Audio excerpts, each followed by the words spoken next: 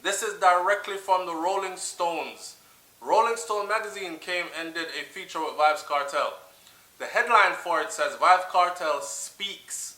After 5 years in prison, he still rules dancehall. Alright, so welcome to SouFLoTV again, everybody. It is your host with the most. Let me ask you this. How come Rolling Stone, prestigious magazine like Rolling Stone, did not interview or do a segment on, say, a Alkaline or maybe even a Mavado? Although Vybz Kartel did mention Mavado's name through his feature with Rolling Stone. Bad mind? No. Right? Anyway, what I'm going to do today is, because a lot of people have been requesting this. First of all, let me say this. People have been saying, what is this now, a Gaza channel? Because shit, Vybz Kartel has had SouFLoTV locked down for the past week, right? Because it seems like we've been doing all cartel issues or all cartel things.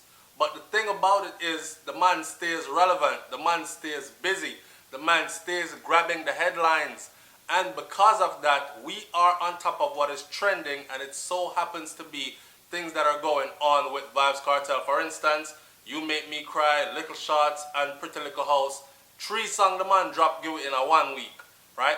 On top of that, he had others where he did collaborations with people and so on and so forth. Plus the whole story about him being removed from Horizon, Ghana, GP, and all these other things. Then the one Flex from TOK come bring up him name and say some things. Media grab that and run with it. So it's been a Vybz Kartel week. Anyway, this video is going to be a bit lengthy, right? Alright. So, here it says, Dancehall is back on the pop charts, but its defining artist is in jail for murder. Vybz Kartel speaks from behind bars. This is directly reading from Rolling Stone magazine, alright, by Jesse Surer.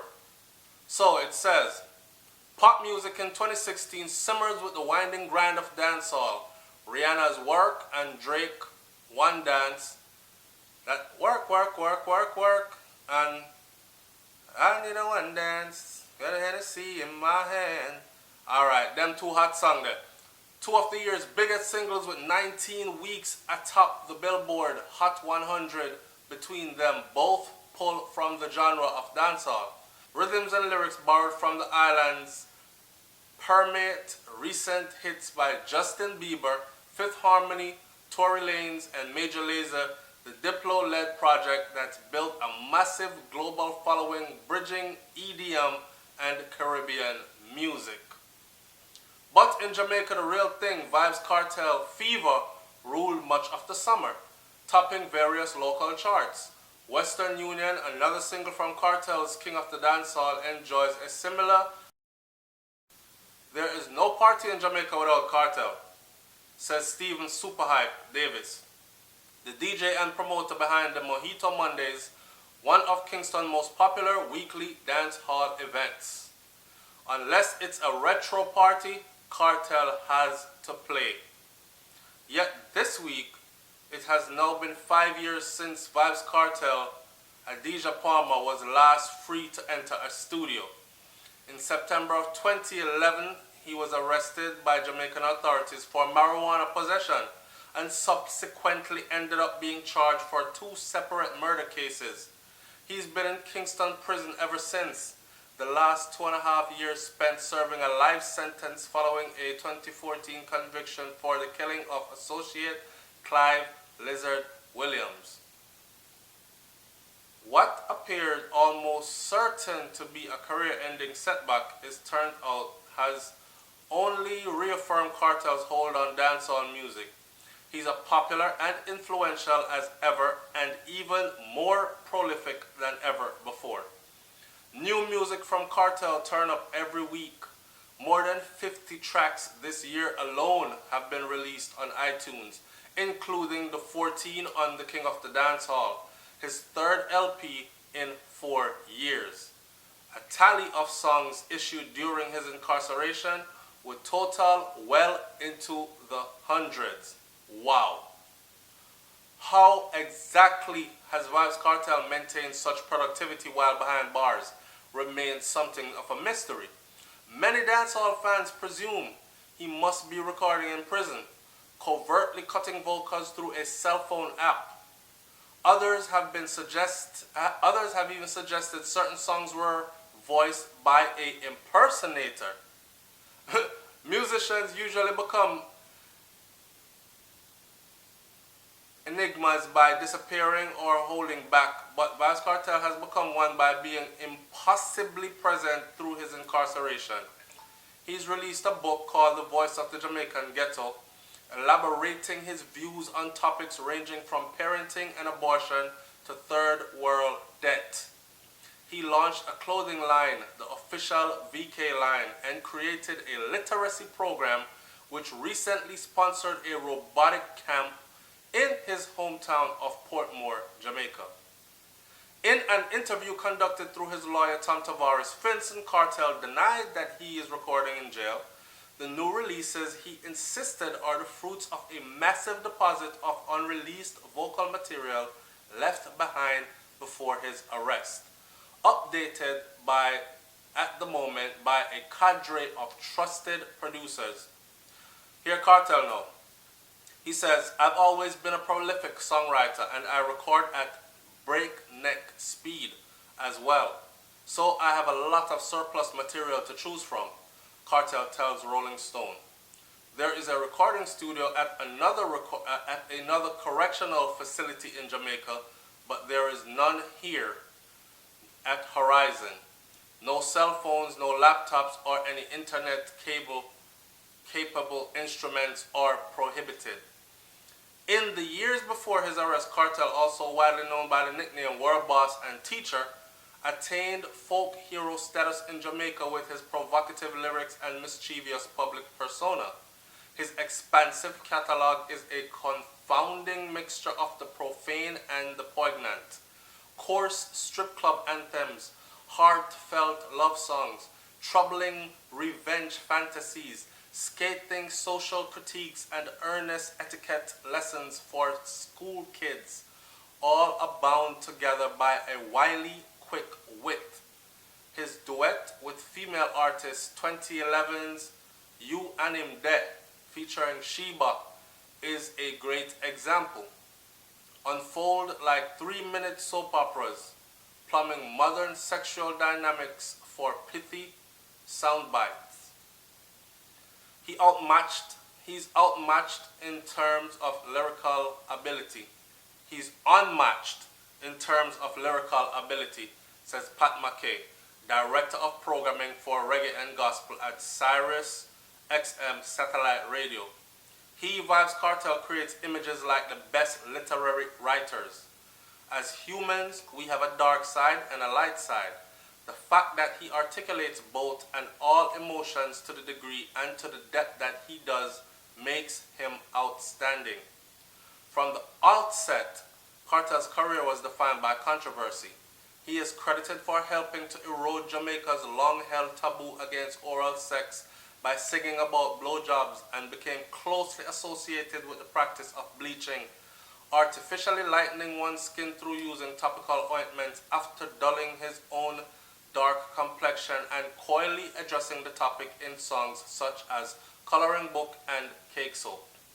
Tensions surrounding his rivalry with artist Mavado grew so concerning in 2009 that both Christopher Dodoscope and then Kingston drug don, known widely in Jamaica as Prezi, and Bruce Golding, the country's actual prime minister at the time, were compelled to mediate. The concern was less that the feud might inspire violence between the two artists, but that their fans, gangs with names suggesting affiliation, whether real or imagined, to Kartel and Mavado's crew known as Gully and Gaza, had seemingly sprouted up across Jamaica and other Caribbean islands like Trinidad. Around this time, his influence and controversy surrounding him grew. He began to attract negative attention from other Caribbean governments. Barbados denied his entry in 2010, and in 2011, Guyana's Broadcast Commission banned his music. All these things we did not know. the genre's most respected artists from the pioneering Yellowman to Kartel's mentor Bounty Killer have adeptly addressed conditions in Jamaica's ghettos while celebrating money, sexual prowess, and often violence, whether literally or metaphorical. But few have captivated this audience or offended the sensibilities of their detractors as consistently and thoroughly as Vybz Kartel. To Jamaica's elite uptown class, his embrace of tattooings, bleaching, and the freaky galdom was widely seen as unseemly. To many educators tasked with grooming the country's youths, his influence has long appeared corrosive. Such was the backdrop when on September 29th of 2011, Kartel was arrested at a Kingston hotel where he was filming a reality TV series, and days later he was charged with ordering the July 2011 killing of promoter Barrington Bossy Burton. He was acquitted in that case, but was implicated along with 4 others, including artist Sean Storm, in the death of Williams, who disappeared in August of 2011. In March of 2014, after he was said to be the longest criminal trial in Jamaica history, Kartel was found guilty and sentenced to 35 years to life. He is eligible for parole right now as it stands in 2049. Police has accused the men of beating Williams, whose body was never found, to death in a house owned by Kartel in a dispute over stolen gun. A house that the police has bulldozed before forensics could have been properly conducted on that house. Alright.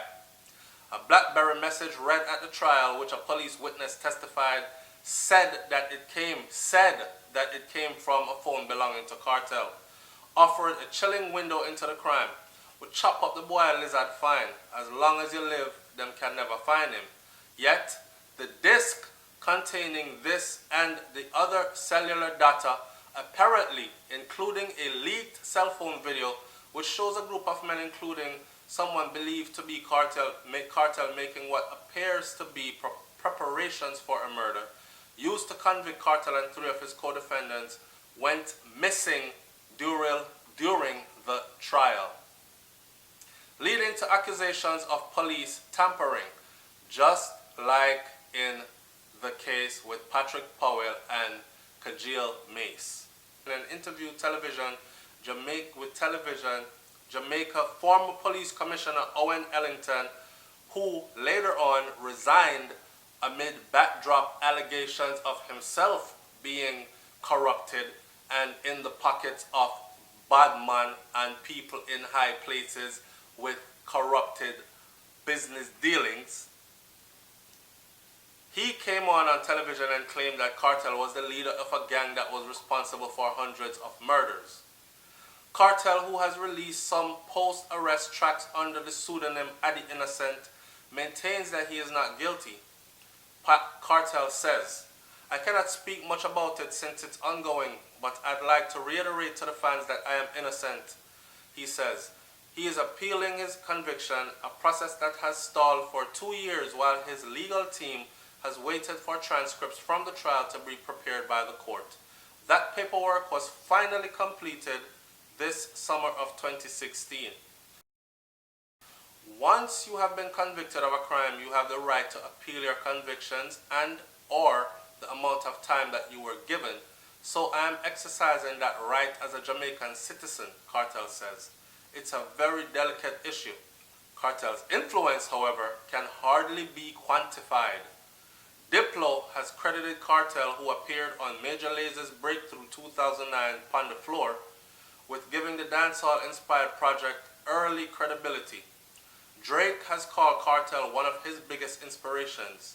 Rihanna, who featured Kartel on her 2005 debut Music of the Sun, is said to have sought after him for work. She wanted him to do work, work, work. Party Next Door samples Kartel's and quotes his lyrics on P3 single Not Nice. Fifth Harmony, the girl group formed through the X Factor, covers 2015 Gon' Get Better on their sophomore album 727. Even Mick Jagger mistakenly refers to the artist as Vybz Collins, cited Kartel as one of his two favorite rappers along with Jay-Z. During a Twitter question and answer session last May, his most ardent celebrity supporter, though, is probably his countryman Usain Bolt. At Kingston Uptown Monday's party in December, the world's fastest man made a show of paying the resident DJ Boom Boom to play strictly Kartel songs for a period of time throughout the party. A rundown of dancehall most vital current artists likewise doubles as a list of Kartel proteges and acolytes. Popcorn cut his teeth as a Gaza underlining before becoming the leader of the genre's new school. Spice, Kartel's counterpart on duet like Rampin' Shop, has become dancehall's leading female. Alkaline, a young artist who shamelessly deploys shock tactics in a quest for Kartel's like infamy, has had a string of undeniable hits imitating the world boss. Kartel is unimpressed by the genre's progress though, decrying the imitators, lookalikes and soundalikes. He says they are recycling his old lyrics and themes. When I was on the street, other artists used to say, oh, him just as good as Kartel. He's just on top because of this or that. His controversial persona, Kartel says. Now that I'm off the street and out of their way, no one can still fill the shoes. How true. He praises Drake and Rihanna's recent flirtation with dancehall. He's heard work and Controller. But he notes that their embrace of Jamaican sound has not lent a more visibility to locally produced music. Here's Kartel speaking. He says, I think the reason Jamaicans themselves haven't gotten that crossover love is simply promotion. Major record labels pumping money and resources into a Vybz Kartel or a Movado. Getting the nationwide USA radio plays, things like that, he says. Jamaican music is a very popular worldwide thing. So it wouldn't even be hard to do, you know. It comes down to companies willing to push the product. The best moments of the King of Dancehall released through Kartel's Adijahim label TJ Records and Florida-based distributor Zojak Worldwide in June illustrate why, had his personal path panned out differently, he likely would have found that support. On Fever, he revises what would otherwise be an X-rated refrain by delivering lines in Gypsy. Philippi, Falapa, Milipi, Alapa, Malapa, Yalapa, for the best walk. Alright? A sort of Jamaican pig Latin. On Can't Say No, he breaks down a sexual proposition in mathematical terms, promising a conquest. We go together like a Venn diagram. In Kingston and other Caribbean cities too, Kartel's music is never far out of earshot. From almost the moment you step out of Norman Manley International Airport, this rapid-fire staccato delivery and signature ad-libs, a high-pitched laugh, a guttural, mistrustful "ah-whoa" became a perceptible coming out of cab windows and down roadside rum shops. Graffiti pleading allegiance to Gaza, a term Kartel has applied to Portmore, Jamaica, community where he grew up, and his now disbanded crew of affiliated artists still populates walls across the island. Many believe Kartel could soon be walking these very same streets again too. Tavares Finson says that he expects a hearing on Kartel's appeal to occur early next year, 2017. We are very confident we will be a successful outcome. We will see a successful outcome, Tavares Finson says.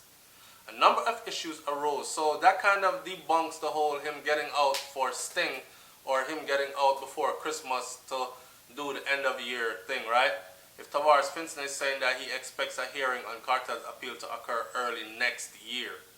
Anyways, a number of issues arose in the trial, whether we feel the judge made erroneous decisions.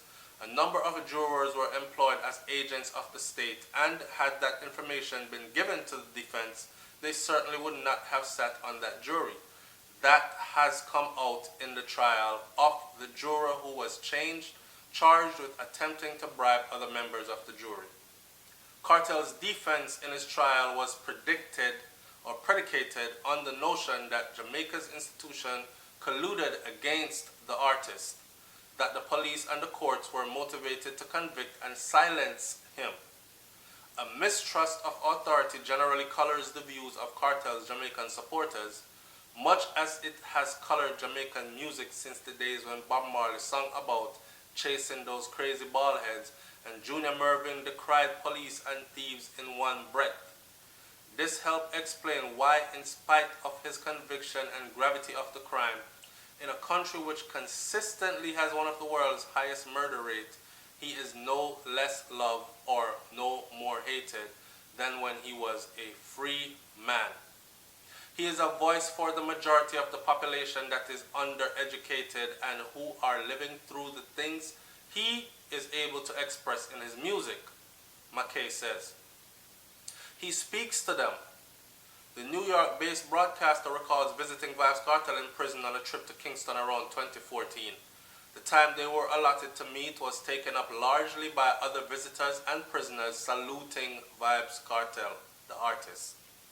There are so many young males that have a lot in common with the subjects that Kartel addressed exquisitely, and for that he gets an exquisite amount of respect. Numerous artists have continued careers throughout long prison sentences, but the persistent torrent of new music that have come out of Vybz Kartel has almost been as if he has never left. His voice is the majority of the population that is undereducated and who are living through the things he is able to express in his music. He speaks to them. The New York-based broadcaster recalls visiting Vybz Kartel at a trip to Kingston around 2014. The time they were allotted to meet was largely taken up by visitors and prisoners saluting the artist. There are so many young males that have a lot in common with the subjects that Kartel addresses exquisitely, and for that, he gets an exquisite amount of respect. Numerous artists have continued careers through the long prison sentences, but the persistent torrent of new music that have come out of Vybz Kartel camp feels unprecedented. It's almost been as if he has never left. I don't think if someone else was to come along with the same circumstances, the same thing would happen, says Jason J. Williams, the director of Kartel's Fever and Western Union music videos. This is unique. Vybz Kartel has always been a trendsetter and someone whose work ethics and hunger for success separated him from everyone else. Since our interview, Kartel seems to have discarded the presence that he's been inactive in prison. His social media accounts have become more increasingly active and personal, reacting to recent developments like the lyrical feud between his former protege Popcorn and his old rival Movado. 3 new tracks released last month take direct aim at the latter, whom met them with volleys of his own. Kartel's participation in the revived Gully Gaza feud once again dominating the conversation about dancehall in Jamaica after a 7-year lull would appear to confirm that what most observers have believed for years, that a catalogue as prescient as the one Kartel has issued from prison could not possibly be constructed from lyrics recorded only before his arrest. Yet, such an unlikely feat also feels strangely plausible from Kartel, a coup de grace from an artist who has always styled himself as a trickster, steps ahead of his peers and detractors. Nobody really knows where the songs are coming from apart from Kartel and the producers, Super Hype says. But if they allow Kartel to do it, nobody has a problem with it. The whole country cool with it, from the government right down to the little people. So see it there? From Ben, I've read to you the piece from Rolling Stone on Vybz Kartel. Alright? And I ask you again, if others are so important and so relevant to the dancehall scene as much as Vybz Kartel is, not that they're not relevant, but if they are so much in a lead or ahead of a person like Vybz Kartel, then how come it was not they who Rolling Stones went after for this special? It's SouFLoTV, man. Like, comment, share, and subscribe. I am trying to go on to other things, but truthfully, Kartel has dominated this week on SouFLoTV, right? But whatever else is happening out there, you, the audience, is always welcome to say, SouFLoTV, talk about this, address this, talk about that, okay? So it's a free form.